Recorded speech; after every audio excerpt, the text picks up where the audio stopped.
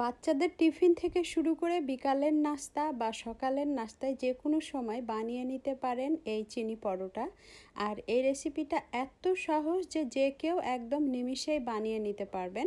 তো চলুন তাহলে শুরু করি। আসসালামু আলাইকুম। আমি এখানে মেজারমেন্ট কাপের 3 কাপ পরিমাণ আটা নিয়েছি। আটা ময়দা যেটাই হাতের কাছে থাকুক সেটা নিয়ে নিলেই হবে। আর অল্প পরিমাণে তেল নিয়ে নিলাম, আর নিয়ে নিলাম অল্প একটু লবণ। এখন সবগুলো উপকরণ একসাথে ভালোভাবে একটু ময়াম দিয়ে নিলাম। আর এইবারে অল্প অল্প করে পানি নিয়ে একদম সুন্দর একটা আটার ডো তৈরি করে ফেলবো। ইউজুয়ালি আমরা যেভাবে রুটি বা পরোটার ডো তৈরি করি সেভাবে তৈরি করে নিব। আর এখন এটা ঢাকনা দিয়ে রেস্টে রেখে দেব 15 মিনিট থেকে 20 মিনিট মতো। আর এইখানে নিয়ে নিচ্ছি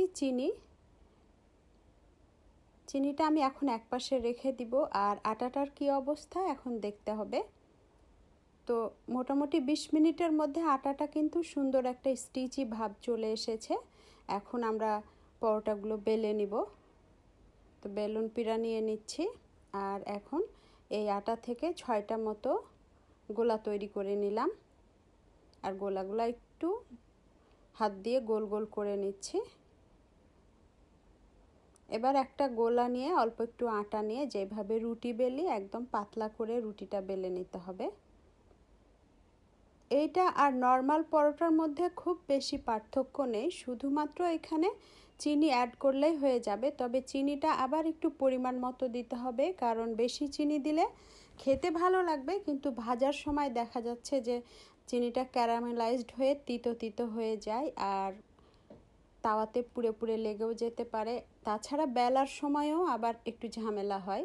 তো আমি যতটুকু পরিমাণ দিয়েছি ঠিক একটা পরোটায় 2 চামচ পরিমাণ চিনি দিলেই একদম পারফেক্ট হবে। চিনিগুলো 4-5 থেকে দিয়ে দিচ্ছি। আর যদি কোনো মোটা দানা থাকে তাহলে অবশ্যই সেটা সরিয়ে নিতে হবে বা ভেঙে দিতে হবে। এবার পরোটার যে ভাঁজ সেই ভাঁজ করে নিলাম। আমি একটা আপনাদের একদম ক্লোজ থেকে দেখাবো যেন আপনাদের বুঝতে সুবিধা হয়। তো সেই ক্ষেত্রে ক্যামেরাটা হাতে ধরা ছিল, এই জন্য একটু অসুবিধা হয়েছে আর কি। এই যে দেখতেই পাচ্ছেন যেভাবে পরোটার ভাঁজ দেওয়া হয় সেইভাবেই দিয়ে দিলাম।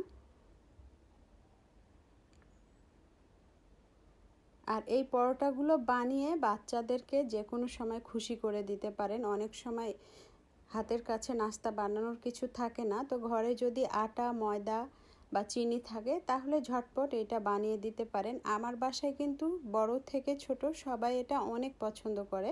তো এবারে চুলায় ফ্রাই প্যান দিয়ে দিলাম আর চুলাটা এর সাথে অন করে দিচ্ছি। এবার একটা ডো নিয়ে বেলে নিব। ফ্রাই প্যানটার মধ্যে গরমও হয়ে গেছে, অল্প একটু তেল দিয়ে নিলাম। আর এটাতে কিন্তু তেলের পরিমাণ খুবই অল্প লাগে, যেহেতু ভেতরে চিনি আছে আবার পরোটা বেলার সময়ও একটু তেল দেওয়া হয়। ওই সময় তেল না দিলেও সমস্যা নেই, তবে তেল দিলে চিনিটা একটু আটকিয়ে থাকে। আর এইবারে সুন্দর মতো এপিট উপিট করে একটু লাল লাল করে ভেজে নিতে হবে। যারা একটু বেশি ক্রিস্পি পছন্দ করেন একটু বেশি টাইম ধরে ভেজে নেবেন। আর আমি এখানে একদম হালকা ভেজেছি, খুব বেশি ভাজিনি, কারণ খুব বেশি ভাজলে ক্যামেরায় কালারটা দেখতে একদম বাজে লাগে। এই জন্য যতটুকু ক্যামেরায় ভালো লাগে ততটুকুই আমি করেছি। আপনারা আপনাদের পছন্দ মতো ভেজে নিতে পারবেন। এবার আমি পরোটাগুলো একসাথে করে একটু কেটে নিব 4 পিস করে, যেন খাওয়ার সময় সুবিধা হয় আর একটু দেখতেও ভালো লাগে। আর আমি দেখাবো ভেতরটা কত লেয়ার হয়েছে, দেখতেই পাচ্ছেন প্রত্যেকটা লেয়ার একদম স্পষ্ট, কোনোটার সাথে কোনোটা লেগেও যায়নি। আর এই পরোটাটা দুধ চায়ের সাথে খেতে কিন্তু ভীষণ মজা লাগে। আমি তো প্রায় এটা বানিয়ে বিকালবেলা খেয়ে নিই। তো ভিউয়ার্স, অবশ্যই এই রেসিপিটি বাসায় ট্রাই করবেন। সবাই ভালো থাকবেন। আল্লাহ হাফেজ।